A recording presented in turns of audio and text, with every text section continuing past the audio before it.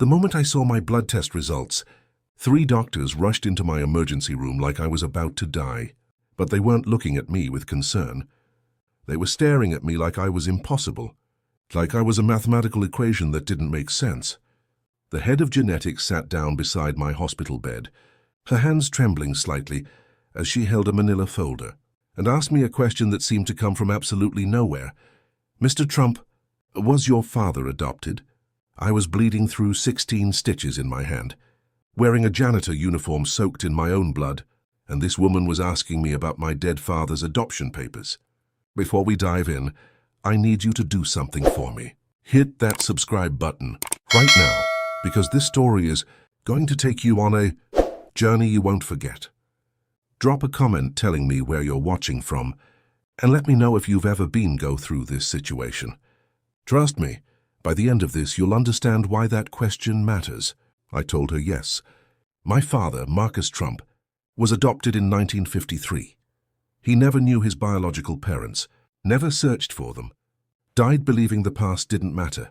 She leaned forward, looked me directly in the eyes, and said a name that every person in New York knows, a name attached to Manhattan skyscrapers, pharmaceutical empires, and one of the largest fortunes in American history. Mr. Trump, according to your genetic profile, you are the biological grandson of Theodore Ashford. Theodore Ashford had died 3 months earlier at 96 years old. His estate was worth $9.4 billion. He had no living heirs.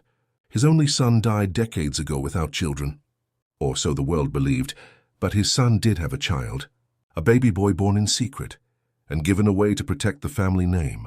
That baby was my father, and that meant I, Smith Trump, a 39-year-old janitor who earned $11 an hour mopping hospital floors, was the sole surviving heir to everything. 3 months before that night, my wife sent me a text message while I was on my hands and knees scrubbing toilets.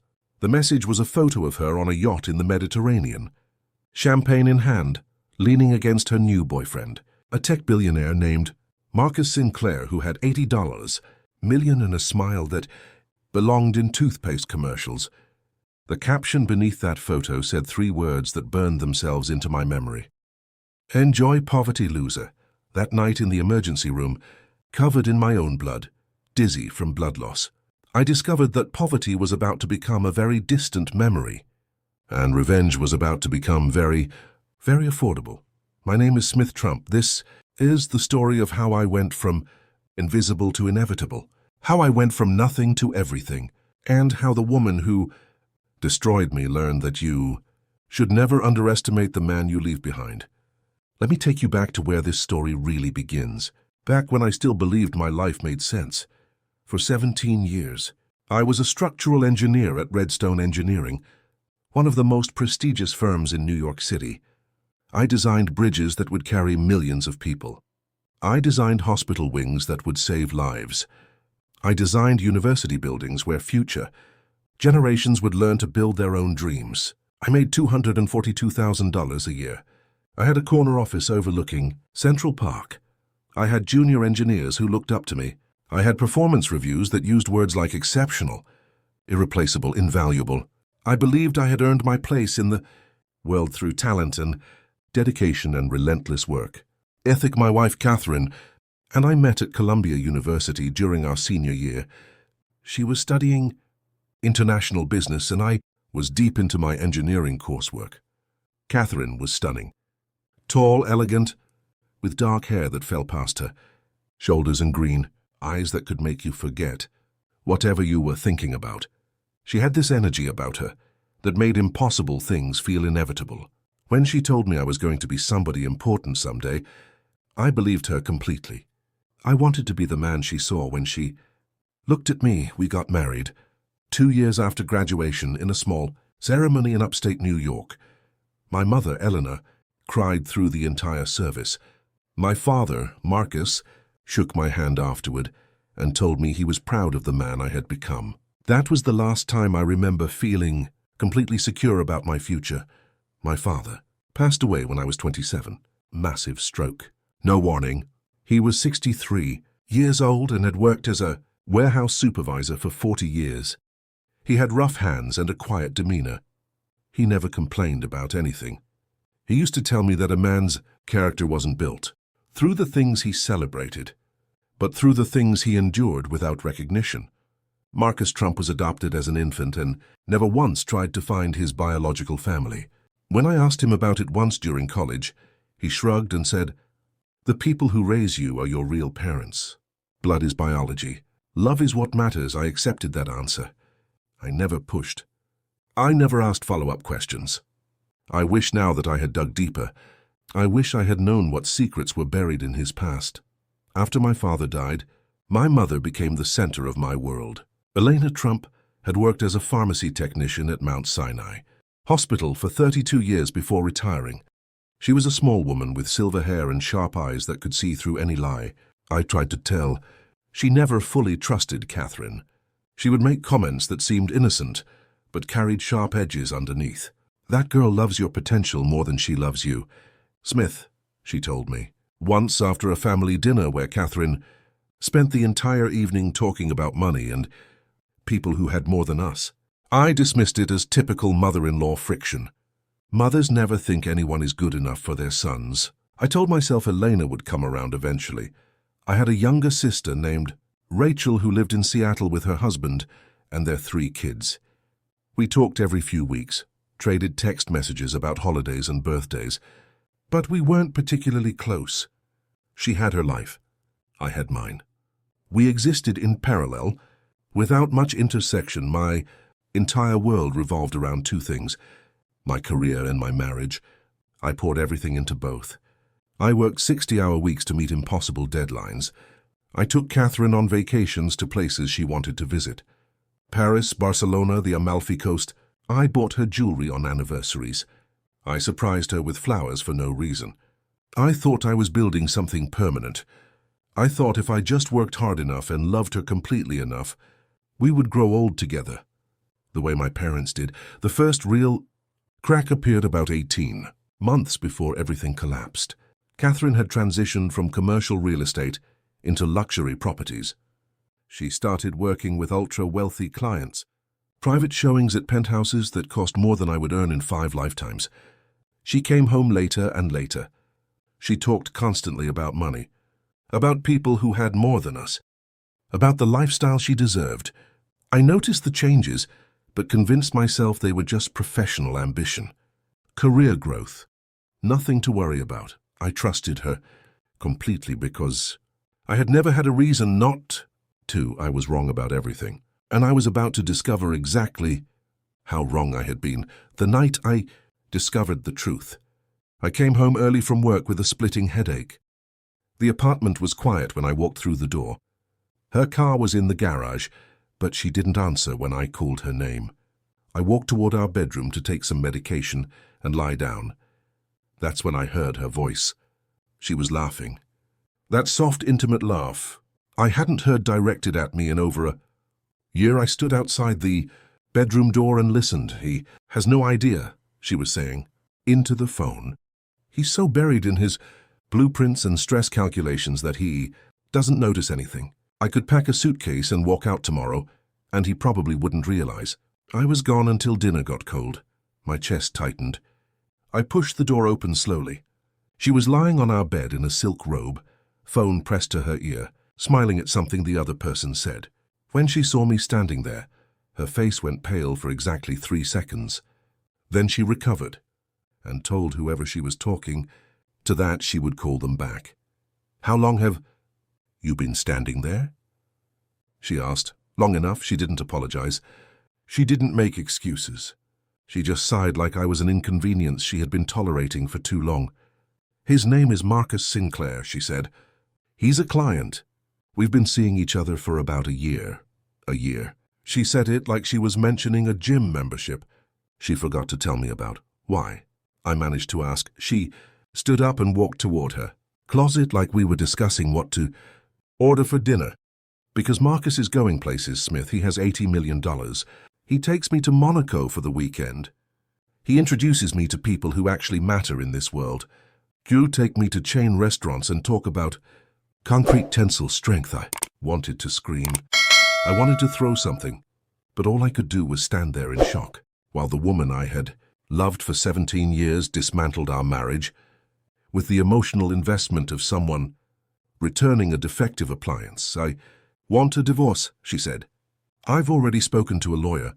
The next 4 months were absolute hell. Catherine moved into Marcus, Sinclair's penthouse, while our lawyers fought over assets. She wanted the apartment we had bought together. She wanted half my retirement. She wanted spousal support because she claimed her career had suffered while supporting my ambitions. The cruelty of that argument made my head spin. I had supported her through every career change, every certification, every networking event that kept her out until 2 in the morning.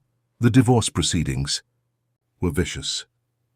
Her lawyer painted me as a workaholic who neglected his wife's emotional needs. They claimed I had been so focused on my career that I had failed to notice Catherine's unhappiness for years. They twisted every late night I spent at the office into evidence of my inadequacy as a husband. They took my dedication to my work and turned it into a weapon against me. I sat through depositions where Catherine's lawyer asked me questions designed to make me look like a failure. How many anniversaries did you forget? How many times did you cancel vacation plans because of work? How often did you choose your job over your wife? The questions were crafted to humiliate me, to break me down, to make me admit that I had somehow deserved what she did to me, but I didn't break. I answered every question honestly. Yes, I worked long hours. Yes, I sometimes missed dinners. Yes, I prioritized my career. But I also came home every single night. I also remained faithful for 17 years. I also built a life that gave us financial security and opportunities most people never have. The final settlement was brutal. She got the apartment. She got half my retirement account. She got spousal support for 3 years because the judge decided she had sacrificed her career advancement to support mine. The total financial hit was close to $400,000 when you added up everything she took from me, but the financial devastation was nothing compared to what came next. 5 weeks after Catherine filed for divorce, I was called into the office of Gerald Redstone, the founder and CEO of my firm. Gerald was a legend in structural engineering. He had built Redstone Engineering from nothing and ran it like a kingdom where his word was absolute law. Sit down, Smith. I sat across from his desk while he shuffled papers and avoided eye contact. We're restructuring the engineering department. Your position has been eliminated effective immediately. HR will process your severance and collect your credentials. I felt like the floor had disappeared beneath me. Gerald, I've been here for 17 years. My performance reviews have been perfect.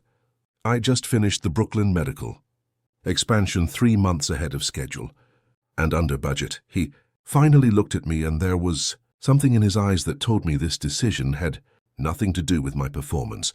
The decision has been made. Security will escort you to your office to collect your personal belongings. I stood there in shock as 2 security guards appeared in the doorway. They escorted me to my corner office like I was a criminal. I had 15 minutes to pack my personal belongings into a cardboard box while my colleagues watched through glass walls. Some looked away. Some whispered to each other. Some just stared at me, like I had suddenly become a cautionary tale they would tell at happy hour. Packed my engineering awards, my family photos, my coffee mug that said, "World's Best Dad," even though Catherine and I never had children. I walked out of that building carrying everything I had, accumulated over 17 years in a single cardboard box. Found out later what really happened. Marcus Sinclair had investments in 4 construction companies that regularly contracted with Redstone Engineering. He also sat on the board of a real estate development group that funneled millions in business to Gerald's firm every year. Marcus had made phone calls. He had whispered in the right ears. He had told people that I was difficult to work with, unreliable, going through a messy divorce that was affecting my performance. He had decided that stealing my wife wasn't enough. He wanted to destroy my career too. The severance package was insulting. 10 weeks of pay for 17 years of dedication. My lawyer said I could fight it. but litigation would cost more than I would ever recover. The legal system was designed for people who could afford to wait years for justice. I couldn't afford to wait months. Applied to every engineering firm within 200 miles. I sent out resumes. I made phone calls. I reached out to former colleagues and professional contacts. The responses were always the same. Polite rejections, positions suddenly filled, interviews that ended with promises to call back that never materialized. I didn't understand what was happening until a former co-worker named Thomas took me out for drinks and told me the truth. Marcus, Sinclair has been making calls. Smith, he's telling people you're difficult to work with, unreliable. He's saying you were fired for performance issues and personal conduct problems. Nobody wants to touch you. I was blacklisted, erased from an industry I had given my entire adult life to, and there was nothing I could do about it. The realization hit me like a physical blow. I had worked since I was 16 years old. I had put myself through college. I had earned every degree, every certification, every promotion through merit and hard work. I had built a reputation over 17 years that I thought was unshakable, and one wealthy man with the right connections had destroyed it all in a matter of weeks. I kept applying for jobs, engineering positions, project management roles, consulting gigs, anything that would use my skills and experience. But the blacklist was real. Doors that should have opened slammed shut in my face. People who used to return my calls stopped answering. Colleagues who used to seek my advice suddenly had no time to talk. Within 3 months, I exhausted my unemployment benefits. Within 4 months, I burned through most of my savings paying rent, utilities and basic living expenses. Within 5 months, I was forced to give up the apartment. Catherine didn't take in the divorce settlement. Within 7 months, I went from a luxury apartment overlooking Central Park to a studio in the South Bronx. The place was 500 square feet with water damage on the ceiling and bars on the windows. I could hear my neighbors arguing through walls, so thin they might as well have been paper. At night, gunshots echoed through the streets, and I learned to sleep through sirens. The neighborhood was rough, really rough. I witnessed drug deals on my corner. I saw fights break out in the street below my window. I heard women screaming in the middle of the night. I learned to walk with my head down and my hands in my pockets. I learned to avoid eye contact. I learned to make myself as invisible as possible. My savings evaporated faster than seemed possible. Rent, food, utilities, car insurance, health insurance. The math never worked no matter how many times I ran the numbers. I sold my watch, sold my laptop, sold everything that wasn't essential to survival. It still wasn't enough. My mother called me every single day. She begged me to move in with her, but I refused. She was 74 years old, living on a fixed income from Social Security and a small pension. Her apartment was tiny, and her health wasn't what it used to be. She had diabetes and high blood pressure and could barely afford her medications. I couldn't become another burden she had to carry. I'm fine, Mom, I told her every time. I just need to get back on my feet. I wasn't fine. I was drowning. The isolation was almost worse than the poverty. I stopped answering calls from friends because I had nothing to say. What was I supposed to tell them? That I was living in a neighborhood where I was afraid to walk to the corner store after dark? That I couldn't afford to buy groceries and was eating ramen, noodles and canned soup for every meal? That I had lost everything and didn't know if I would ever get it back? I started having panic attacks. They would hit me in the middle of the night when I couldn't sleep.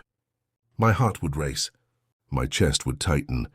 I would feel like I couldn't breathe, like the walls were closing in, like I was going to die, alone in that miserable studio, apartment, and nobody would find my body for days. I thought about ending it more than once. I stood on the subway platform and looked at the tracks and wondered how much it would hurt. I stood on my fire escape 5 stories up and thought about how easy it would be to just let go. But every time I got close to that edge, I would think about my mother. I would think about my father. I would think about the disappointment on their faces if they knew I had given up. So I kept going. I kept surviving, because that's all I could do, the only job I could find was a night janitor position at Mount Sinai Hospital. Minimum wage, $11 an hour to mop floors, clean bathrooms, empty trash cans, and scrub things that made my stomach turn. The irony wasn't lost on me. My mother had worked at that same hospital for 32 years as a respected pharmacy technician. Now her son pushed a mop bucket through those halls like a ghost. Nobody wanted to acknowledge I worked the overnight shift from 11 at night until 7 in the morning. The hospital never slept, but the night hours had a different rhythm, quieter, lonelier. I moved through corridors where doctors and nurses rushed past without seeing me. I was invisible. Just another guy in a grey uniform with a name tag nobody bothered to read. The work was humiliating. I cleaned operating rooms after surgeries. I mopped up blood and bodily fluids. I scrubbed toilets and emptied trash cans filled with things I didn't want to think about. I worked alongside people who barely spoke English, who had families to feed and bills to pay just like me. Good people who worked harder than anyone I had known in my engineering career and got paid a fraction of what they deserved. The shame was overwhelming. I had spent my entire adult life building something I was proud of. I had designed structures that would stand for 100 years. Now I was scrubbing toilets for less money than I used to spend on a single dinner with Catherine. I saw doctors I used to know walking through those hallways. People I had met at hospital fundraisers when I was still married to Catherine, when I still had money and status and a career worth mentioning. They walked right past me without recognition. I was invisible to them now. Just another janitor in a grey uniform. Sometimes I would be cleaning a bathroom in the medical wing and I would hear doctors discussing complex cases in the hallway outside. I would listen to them debate treatment, plans and diagnostic approaches, and I would think about how I used to have conversations like that about engineering problems, how I used to be the expert people consulted, how I used to be somebody who mattered. Now I was nobody, less than nobody. The other janitors were kind to me. There was a man named Carlos from Guatemala who worked the same shift. He had 3 kids and sent money back to his family every month. He shared his lunch with me when he noticed I wasn't eating much. He taught me Spanish phrases while we worked. He told me stories about his village and his family and his dreams of bringing his children to America. Someday there was a woman named Marie from Haiti who cleaned the pediatric wing. She had the saddest eyes I had ever seen. She told me once that she had been a nurse in Port-au-Prince before the earthquake. Destroyed everything. She came to America with nothing, couldn't get her credentials recognized, and ended up cleaning the same hospital where she should have been saving lives. These people became my only friends, the only people who saw me as a human being instead of a failure or a cautionary tale. We would take our breaks together in a basement room that smelled like cleaning chemicals. We would share food and stories and complaints about our supervisors. We would laugh about things that weren't really funny, because laughter was the only thing we had left. I worked that job for 9 months. 9 months of overnight shifts and humiliation and exhaustion so deep. I felt it in my bones. 9 months of walking through neighborhoods where I didn't feel safe. 9 months of living in a studio apartment that smelled like mold and cigarette smoke from my neighbors. 9 months of wondering if this was all my life would ever be. The night she sent me that text message, I was on my hands and knees cleaning a spill in the emergency department waiting room.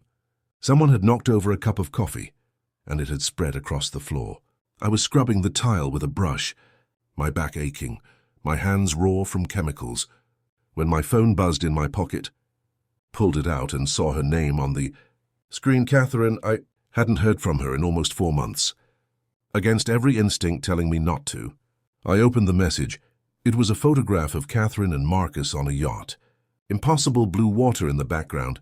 She was wearing a white bikini and oversized sunglasses, leaning against him with a champagne flute in her hand.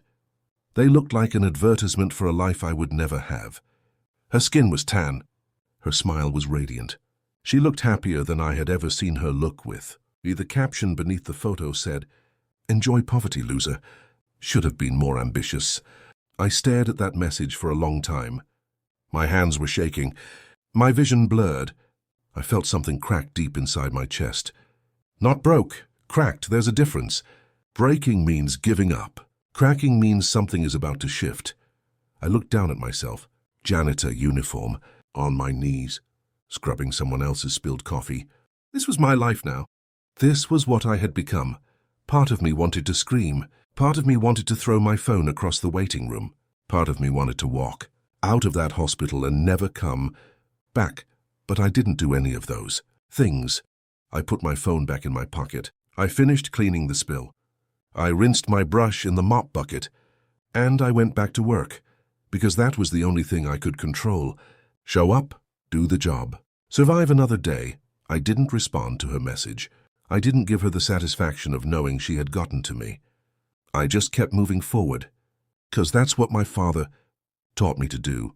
4 more months passed in a blur of exhaustion and routine. I lost 23 pounds because I couldn't afford to eat properly. I developed a persistent cough from the chemicals I worked with every night. My hands were covered in cuts and burns from cleaning products. I looked 10 years older than I was. My mother stopped calling every day because our conversations had become too painful for both of us. She would ask how I was doing, and I would lie and say I was fine. She would tell me to come stay with her, and I would make excuses about why I couldn't. We both knew I was lying, but neither of us wanted to acknowledge it. I was dying, not physically, but in every other way that mattered. My spirit was dying. My hope was dying. The man I used to be was disappearing. A little bit more every single day. The night everything. Change started like any other shift. I was replacing a broken light fixture in a storage room near the emergency department. The fixture had been reported as malfunctioning for 3 days, but maintenance hadn't gotten around to fixing it. My supervisor told me to take care of it during my shift. Found a ladder in the custodial closet and set it up beneath the broken light. The fixture was old, probably original to the building. The bulb was stuck, and I was trying to twist it free when I noticed the entire fixture was loose in its mounting. I should have stopped. I should have called maintenance and told them it needed professional repair. But I was tired, and I just wanted to get it done. I twisted harder. The fixture suddenly came loose from the ceiling. The entire assembly, metal housing and glass cover, fell directly onto my hand. Glass shattered. Sharp edges sliced deep into my right hand and wrist. The pain was immediate and blinding. Blood poured from multiple cuts. Deep cuts. I could see bone in one of them. I stumbled backward off the ladder and knocked over a shelf of medical supplies. Boxes crashed to the floor. Blood was everywhere. On my uniform on the floor, dripping from my hand in steady streams.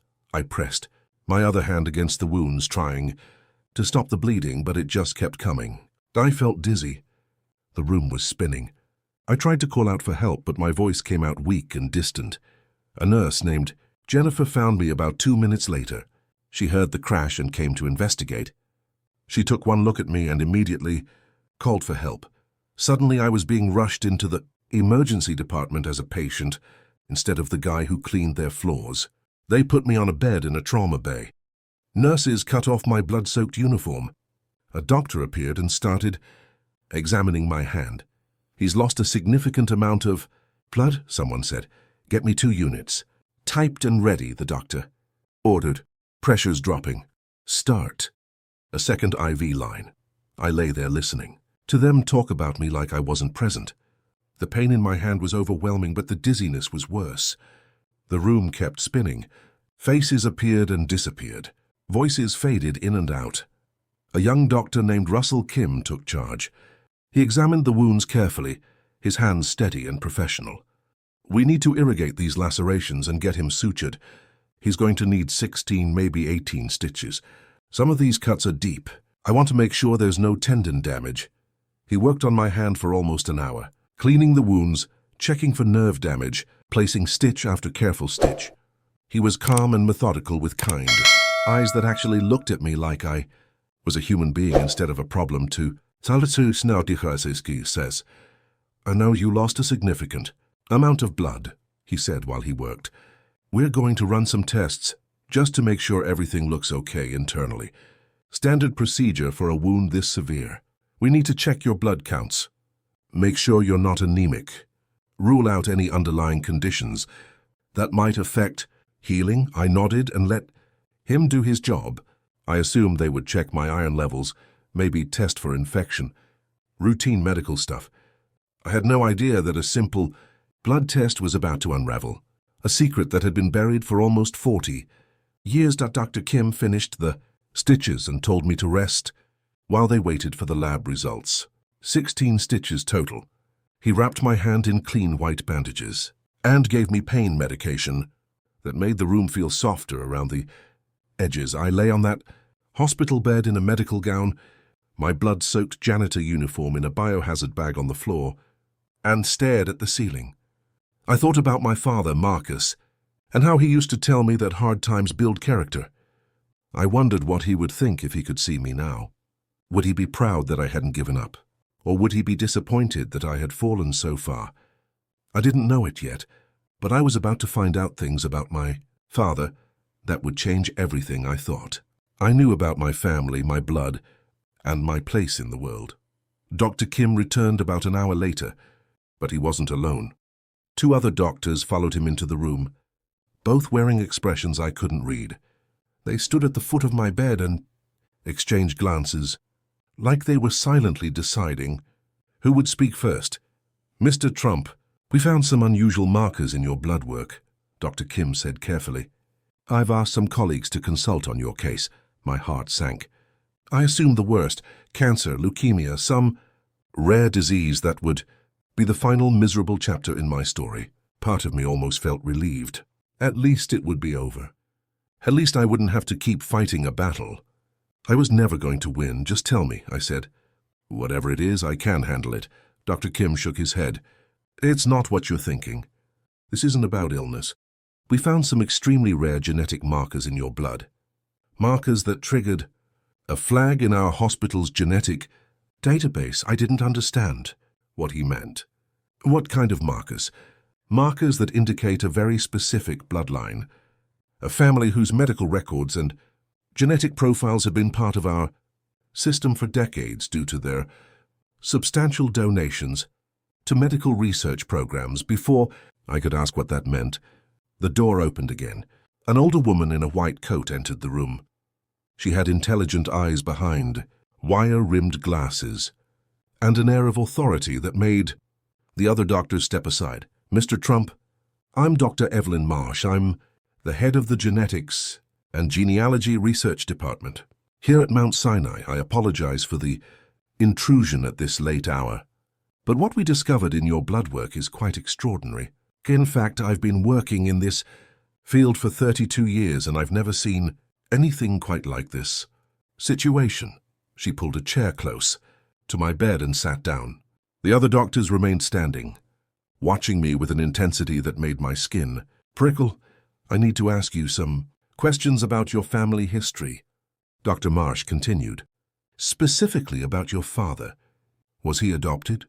The question caught me completely off guard. "Yes, he was adopted as an infant in 1953. He never knew his biological parents." Dr. Marsh nodded slowly, like I had just confirmed something she already suspected. "Did he ever attempt to find them? Any records? Any information at all? Any DNA tests or genealogy research?" "No, he wasn't interested.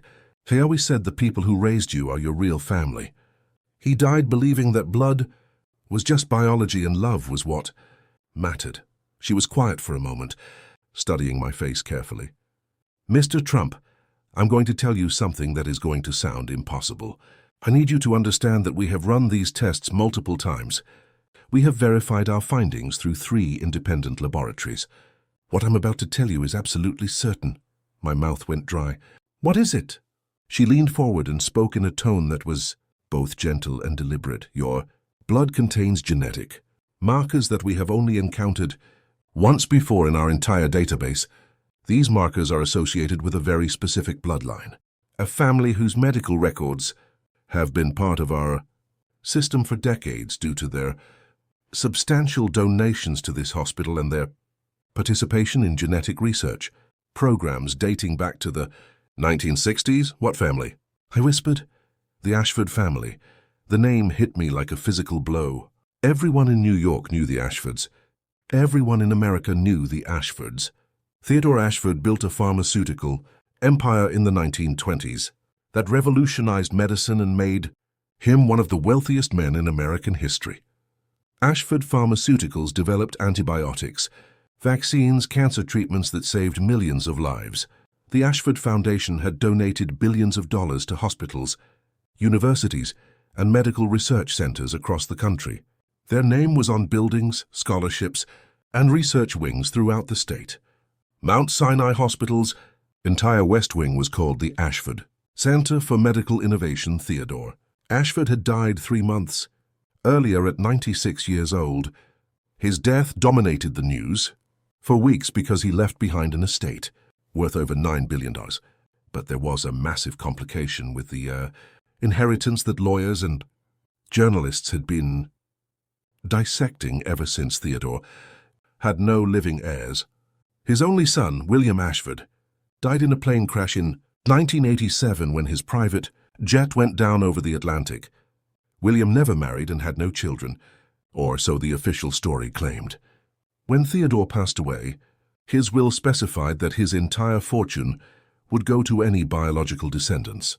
If none existed, the estate would be dissolved and distributed to various charitable foundations according to a detailed plan Theodore and I had spent years developing. The search for potential heirs had been exhaustive. Genealogists, private investigators, DNA experts had all been hired to search for any possible living descendants. After 3 months of investigation, they had concluded that none existed. The Ashford line had ended with Theodore's death. Dr. Marsh watched my face as the pieces started connecting in my mind. Mr. Trump, according to your genetic profile, you are the biological grandson of Theodore Ashford. Your father, Marcus, was the illegitimate son of William Ashford.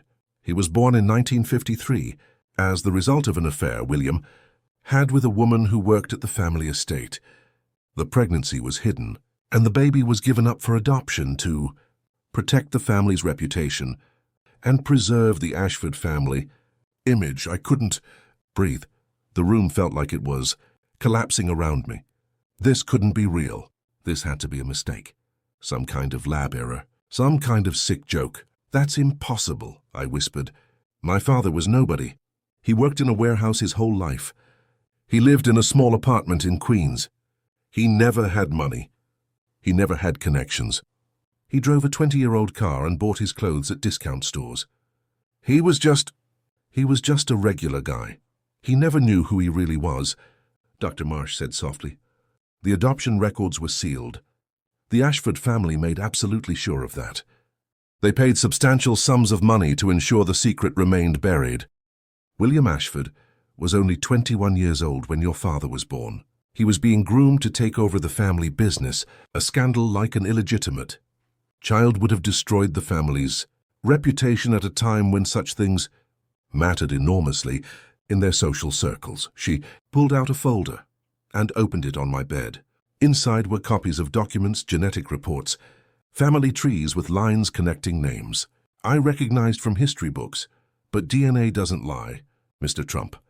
We ran the test 4 times to be absolutely certain. Your genetic markers match the Ashford bloodline with greater than 99.9% certainty. You carry specific genetic variants that exist in only one family line. You are William Ashford's grandson. You are Theodore Ashford's biological heir. You are the sole surviving member of the Ashford bloodline. I stared at those documents and felt like I was falling through space. Nothing made sense anymore. My entire understanding of who I was, where I came from, what my life meant, all of it was being rewritten in front of my eyes. What does this mean?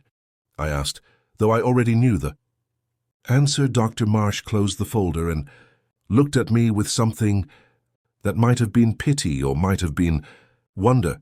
It means, Mr. Trump, that you are the heir to the Ashford estate. It means that Theodore Ashford's will, which has been tied up in probate for 3 months, now has a clear beneficiary.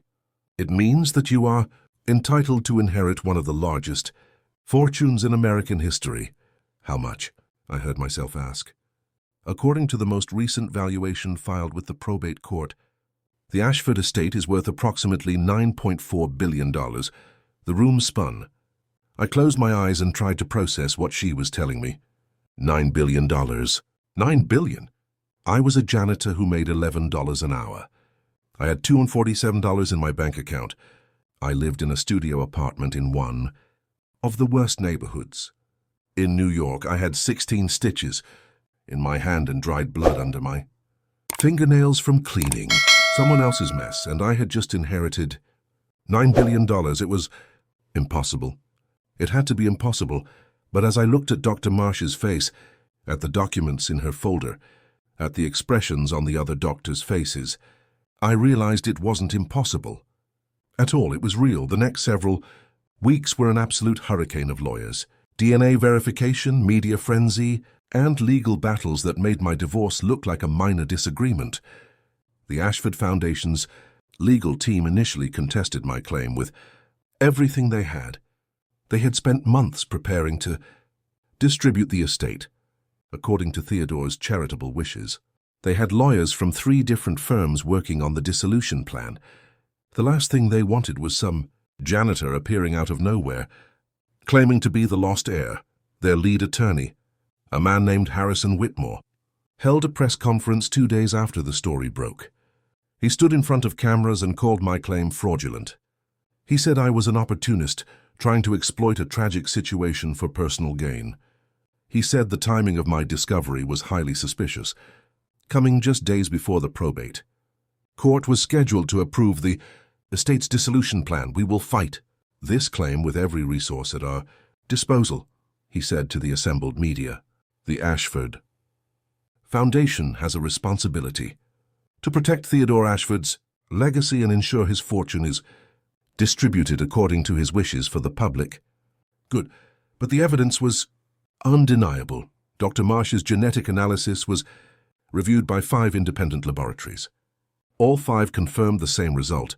My DNA matched the Ashford bloodline with statistical certainty that exceeded the legal standard for inheritance cases. Genealogists were brought in to trace my father's adoption records. It took them 3 weeks, but they finally uncovered the paper trail. Marcus Trump was born on March 15, 1953, at St. Mary's Hospital in Albany, New York. The birth certificate listed the mother as Sarah Mitchell, age 23. Occupation listed as domestic worker. The father's name was left blank. Sarah Mitchell had worked as a housekeeper at the Ashford family estate in the Hudson Valley from 1951 to 1953 personnel. Records showed she was hired at age 21 and left employment abruptly in March 1953, the same month my father was born. Further, research uncovered sealed court documents from 1953. These documents showed that Sarah Mitchell had signed a non-disclosure agreement with the Ashford Family Trust in exchange for a one-time payment of $50,000, a substantial sum in 1953. She agreed to give her child up for adoption, never reveal the father's identity, and never contact the Ashford family again. The documents were sealed by court order and weren't supposed to be opened for 99 years, but with a court order from the probate judge overseeing Theodore's estate, those documents were finally unsealed. They proved everything. Sarah Mitchell had been involved in a relationship with William Ashford. She became pregnant. The Ashford family, desperate to avoid scandal, paid her to disappear and give the baby up for adoption. Sarah Mitchell died in 1998 in a nursing home in Syracuse. She never married. She never had other children. She took the secret to her grave. My father, Marcus, was adopted by Thomas and Helen Trump, a working-class couple from Queens who desperately wanted children but couldn't have their own. They raised him with love and gave him everything they could afford. He never knew he was the secret son of one of America's wealthiest families, the Ashford Foundation's lawyers fought the evidence for 6 weeks. They hired their own genetic experts who reviewed all the data. They hired investigators who tried to find any inconsistency, in the adoption records. They filed motion after motion trying to delay the proceedings, but in the end, they had no choice but to accept reality. The DNA evidence was irrefutable. The historical records all aligned. I was exactly who Dr. Marsh said I was, the biological grandson and sole living heir of Theodore. Ashford, the media coverage was relentless and overwhelming. My face was on every news channel, every website, every newspaper. Janitor heir to billionaire. Fortune. From mopping floors to Manhattan. Penthouse. The $9 billion. Bloodline. Rags to riches, the most unlikely. Inheritance in American history. Reporters camped outside my apartment building in the Bronx. They followed me to work. They tried to interview my neighbors, my co-workers, anyone who had ever known me. My mother's apartment was swarmed by media. She couldn't leave her building without cameras in her face.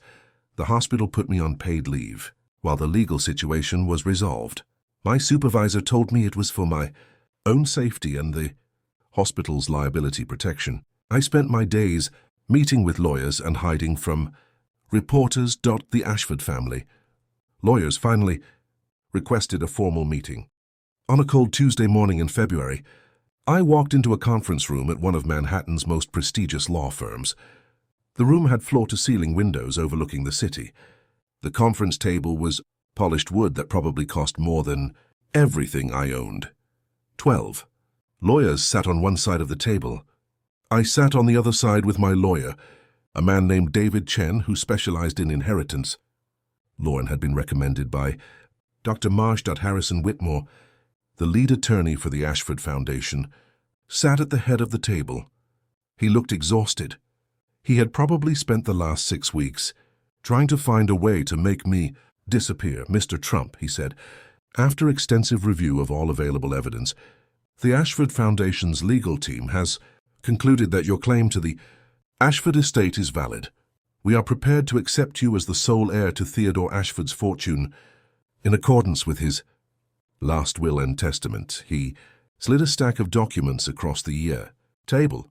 These are the estate documents. They outline the complete holdings of the Ashford estate, including stock portfolios, real estate holdings, trust funds, business interests, and liquid assets. The total value as of this morning's valuation is $947 billion. I stared at those documents and felt like I was in a dream. An impossible, surreal dream that I would wake up from any moment. There are, of course, conditions, Whitmore continued. Theodore Ashford's will contain specific provisions regarding the management and distribution of his wealth. You will be required to maintain the Ashford Foundation and continue its charitable work. You will be required to preserve the Ashford name and legacy. You will be subject to oversight from the Foundation's Board of Directors for a period of 5 years to ensure proper stewardship of the estate. David. Chen reviewed the documents carefully while I sat there in shock. After an hour of discussion about legal technicalities I barely understood, he turned to me and said, "It's legitimate, Smith. Everything is in order. If you sign these documents, you become one of the wealthiest people in America." I picked up the pen they had provided. My hand was shaking. The stitches in my palm pulled tight as I gripped the pen. I thought about my father, Marcus, working in that warehouse for 40 years. I thought about my mother, Elena, scraping by on Social Security. I thought about myself, mopping floors at the hospital, where my mother had worked her entire career. I signed the documents on a rainy Thursday afternoon in late February. Exactly 8 weeks after I cut my hand on that light fixture, I officially became the heir to the Ashford fortune, $947 billion. I walked out of that conference room into the rain. My phone buzzed almost immediately. A text from an unknown number. "Smith, I saw the news. I can't believe what happened. This is incredible. I always knew you were special. I always knew you had potential. I'm so happy for you. Maybe we should talk. I miss you. I miss what we had. Maybe we made a mistake. Please call me. I'd love to reconnect." Catherine, I read those words 3 times. I felt absolutely nothing. No anger, no satisfaction, no triumph, just emptiness where love used to live. I blocked her number without responding. I slid the phone back into my pocket and walked out into the rain, but I wasn't finished. David Chen reviewed the documents carefully, while I sat there in shock. After an hour of discussion about legal technicalities I barely understood, he turned to me and said, "It's legitimate. Smith, everything is in order. If you sign these documents, you become one of the wealthiest people in America." I picked up the pen they had provided. My hand was shaking. The stitches in my palm pulled tight as I gripped the pen. I thought about my father, Marcus, working in that warehouse for 40 years. I thought about my mother, Elena, scraping by on Social Security. I thought about myself, mopping floors at the hospital, where my mother had worked her entire career. I signed the documents on a rainy Thursday afternoon in late February. Exactly 8 weeks after I cut my hand on that light fixture, I officially became the heir to the Ashford fortune, $947 billion. I walked out of that conference room into the rain. My phone buzzed almost immediately. A text from an unknown number. "Smith, I saw the news. I can't believe what happened. This is incredible. I always knew you were special. I always knew you had potential. I'm so happy for you. Maybe we should talk. I miss you. I miss what we had. Maybe we made a mistake. Please call me. I'd love to reconnect." Catherine, I read those words 3 times. I felt absolutely nothing. No anger, no satisfaction, no triumph, just emptiness where love used to live. I blocked her number without responding. I slid the phone back into my pocket and walked out into the rain, but I wasn't finished. Catherine had sent me a message 4 months ago telling me to enjoy poverty. She had sent me a photo of herself on a yacht with another man. She had rubbed my face in everything I had lost. Now, it was time to send a message of my own. The first thing I did with my new resources was hire a team of forensic investigators, tax attorneys, securities lawyers, and white-collar crime specialists. Not to protect my wealth, not to manage my investments. To dismantle the people who had tried to destroy me, I gave them one instruction: find everything, Marcus. Sinclair had built his fortune on a foundation of shady deals and borderline illegal transactions. He had spent years operating in gray areas, skirting regulations, exploiting loopholes. He thought he was untouchable because he was wealthy and connected. He thought nobody would ever look too closely at his business practices because nobody cared enough to investigate. He was wrong. It took my team less than 4 weeks to compile enough evidence to fill 3 bankers' boxes: insider trading going back 7 years, market manipulation through coordinated trading schemes, fraudulent investment schemes that had bilked pension funds and retirement accounts out of tens of millions of dollars, tax evasion schemes involving shell companies, and offshore accounts in the Cayman Islands, Luxembourg, and Panama. The man who had whispered in ears to get me blacklisted had left a trail of crimes that nobody had bothered to follow until someone with unlimited resources decided to look. I personally delivered the evidence to the Securities and Exchange Commission, the Internal Revenue Service, and the Federal Bureau of Investigation.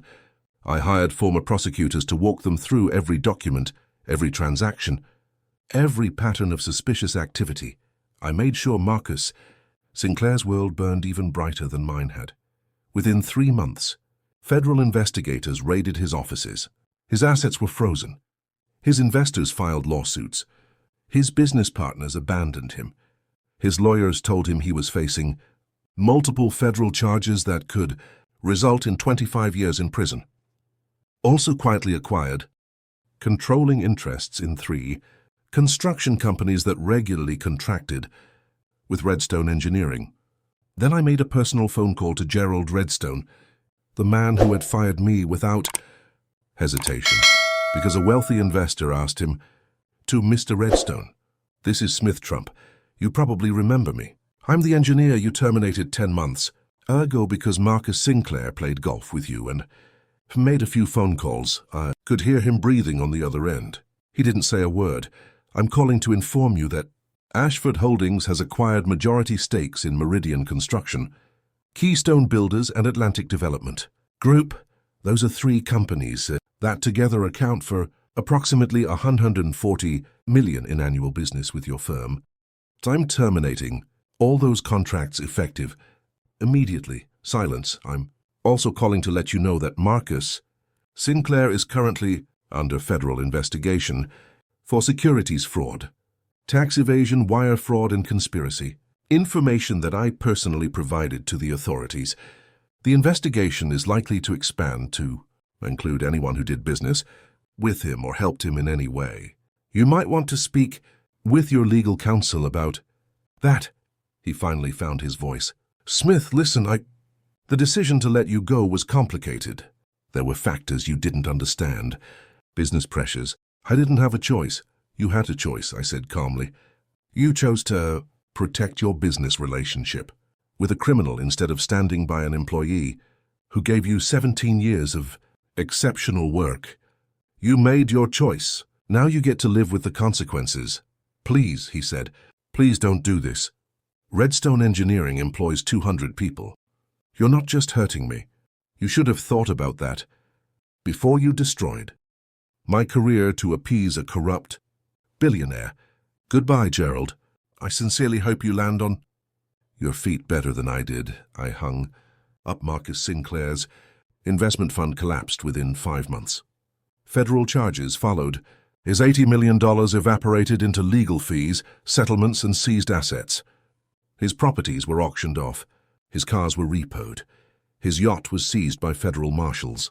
The man who had stolen my wife and destroyed my career was left with nothing but debt, disgrace, and a federal prison sentence. Catherine had married Marcus 3 months after our divorce was finalized. She had traded me for what she thought was a permanent upgrade to wealth and status and the life she believed she deserved. But when Marcus's empire crumbled, she found herself attached to a sinking ship with no lifeboats. I heard through mutual acquaintances that she tried to distance herself from him as soon as the federal investigation became public. She hired her own lawyer. She claimed she had no knowledge of his illegal activities. She filed for an annulment, claiming fraud and misrepresentation. But the damage was done. She was now forever associated with one of the biggest financial scandals of the decade. Her reputation was destroyed. Her career in luxury real estate evaporated overnight. Nobody wanted to work with the woman who had married a man now facing federal prison time. She finally filed for divorce 6 months after marrying him. I heard she moved back to Ohio to live with her parents. I never spoke to her again. I thought about reaching out. Not to reconcile, not to gloat, but just to say something.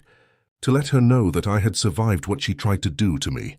To tell her that I was okay, that I had moved on, that I harbored no ill will. But every time I considered it, I realized that my silence was the most powerful message I could send. She would spend the rest of her life knowing that the man she discarded as worthless, the man she told to enjoy poverty, had become one of the wealthiest people in the country. That knowledge would eat at her far more than any words I could say. The money changed my circumstances, but I refused to let it change who I was at my core. I didn't buy a mansion or a fleet of exotic cars or any of the ridiculous things people expect billionaires to own. I bought a comfortable brownstone in Brooklyn with a small garden and room for my mother to visit whenever she wanted. I furnished it simply with comfortable furniture and books and artwork. That meant something. To me, I hired a small staff to help manage my affairs, but I kept my life as normal as possible under the circumstances. The first major decision I made was donating $4.5 billion to the Ashford Foundation. Theodore Ashford had spent his life building something that would outlast him, something that would continue doing good in the world long after he was gone. I wanted to honor that legacy and make sure his fortune continued making a difference. The foundation expanded its work in medical research, education access, poverty relief, and healthcare for underserved communities. I became actively involved in directing where the money went, making sure it reached people who desperately needed it. My mother, Eleanor, moved into a beautiful house in Westchester with the garden she had always dreamed of having. She has a full-time caregiver now who helps her manage her diabetes and make sure she takes her medications. She cried for an hour when I showed her the house. She kept saying it was too much, that she didn't deserve it, that I shouldn't spend money on her. I told her that she had spent her entire life taking care of other people. Now it was her turn to be taken care of. I visit her every Sunday for dinner. She still cooks the same meals my father used to love. Pot roast, mashed potatoes, green beans. We sit at her dining room table and talk about everything and nothing. She tells me stories about my father that I never heard before.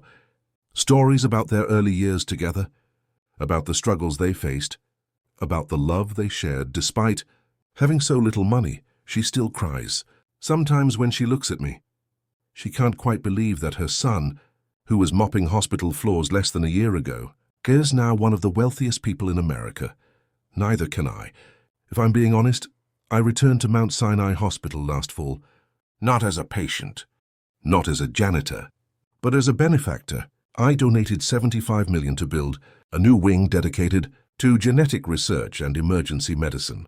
They named it the Marcus Trump Center for Genetic Medicine and Emergency Care. When my mother attended the dedication ceremony and saw my father's name carved into the stone facade of that building, she completely broke down. She stood there with tears streaming down her face, staring at those letters, and whispered, "He would have been so proud of you." Smith, so proud. It was the proudest moment of my life. My father had spent 40 years working in a warehouse, unknown and unrecognized. Now his name would be remembered on a building that would save lives and advance medical knowledge for generations to come. Dr. Russell Kim still works at the hospital. He's now the chief of emergency medicine, a position and promotion that was funded partly by my donations. We have lunch together occasionally at a cafe near the hospital. He's become a friend, which is strange considering he was the doctor who treated me when I was at my absolute lowest point. He told me once, over coffee and sandwiches, that he almost didn't order those extra blood tests the night. I cut my hand. It was late, he said. You had lost blood, but not a dangerous amount. Standard protocol would have been to stitch you up and send you home. But something told me to dig deeper. Just a feeling I had. I can't even explain it. I'm glad you listened to that feeling, I said. So am I, he replied. That decision changed your entire life. Changed mine too, in a way. This job, this position, none of it would exist without your generosity. I think about that conversation often.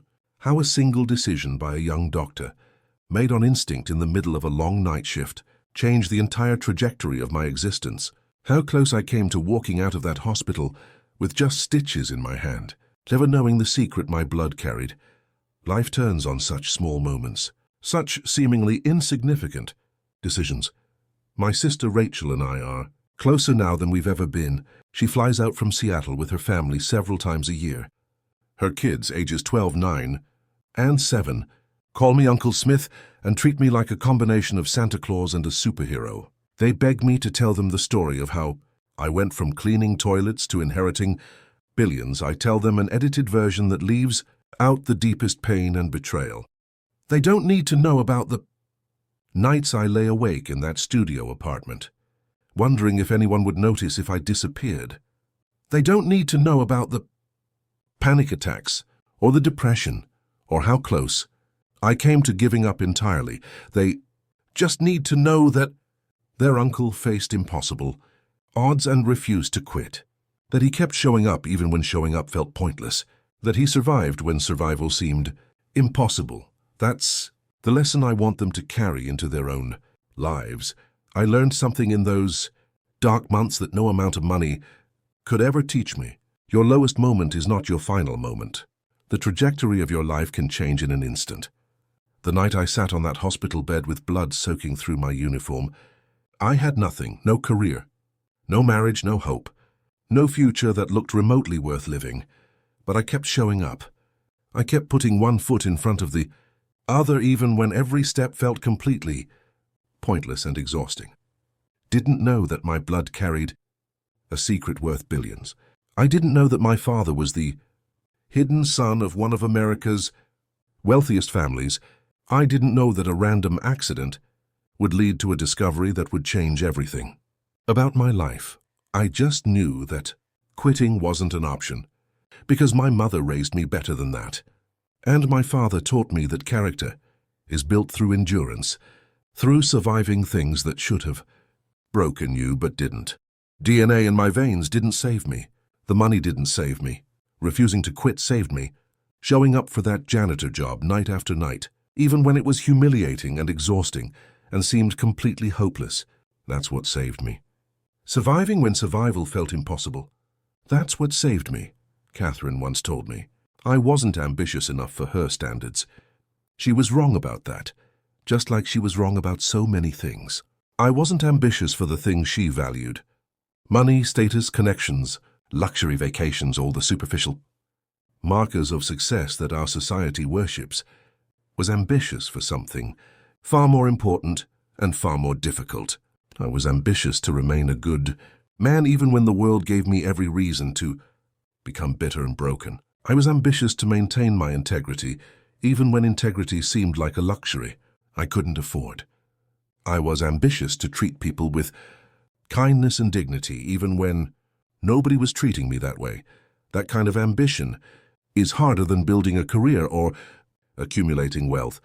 That kind of ambition requires you to fight against every instinct telling you to become cruel and cynical and hard. My father Marcus never knew he was an Ashford. He died believing he was just a warehouse worker's adopted son who lived a simple, unremarkable life. But he raised me with values that no inheritance could ever provide and no amount of money could ever buy. He taught me that honest work has dignity regardless of how much it pays. He taught me that the people who love you are your real family, not the ones who share your DNA. He taught me that blood is just biology, but character is a choice you make. Every single day and every single moment, I'm Smith Trump. I'm a billionaire. I am an engineer. I am a son and a brother. I am a man who once cleaned toilets for $11 an hour. I am all of those things simultaneously, because every experience, good and bad, shaped me into who I needed to become, and I am living proof that your story isn't over until you decide it's over, that your current circumstances are not your final destination, that the darkest moments of your life might be preparing you for something you can't even imagine yet. If you're reading this right now, if you're going through something that feels impossible, something that makes you want to give up, I need you to hear this message. Your breakthrough might be closer than you think. The night I was bleeding in that emergency room, wrapped in a janitor uniform that cost less than the meal Catherine was probably eating on Marcus Sinclair's yacht, I had no idea my entire life was about to change. I had no idea that within 2 months I would go from invisible to inevitable, from poverty to unimaginable wealth, from nobody to somebody who mattered. I just knew I had to survive one more night, just one more shift, just one more day. That's all you have to do right now. Survive one more day, show up one more time, refuse to quit one more moment, because you never know what's waiting on the other side of your darkest hour. You never know what discoveries are hidden in your blood, what opportunities are about to present themselves, what changes are about to transform your entire existence. My father used to say that the true measure of a person isn't what they do when everyone is watching and celebrating them. It's what they do when nobody is watching and there's no reward for doing the right thing. It's what they do when they're exhausted and defeated and have every excuse to give up. Spent 9 months as a janitor. Nobody thanked me. Nobody acknowledged my existence.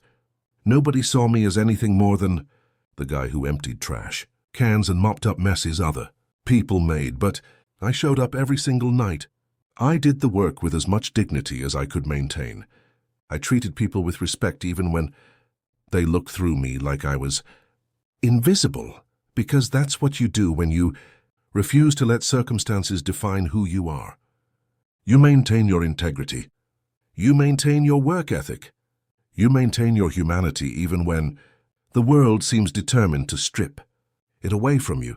The money didn't make me who I am today. The struggle made me who I am. The nights I wanted to quit but didn't. The mornings I woke up with no hope but got out of bed anyway. The moments I felt completely invisible but kept moving forward.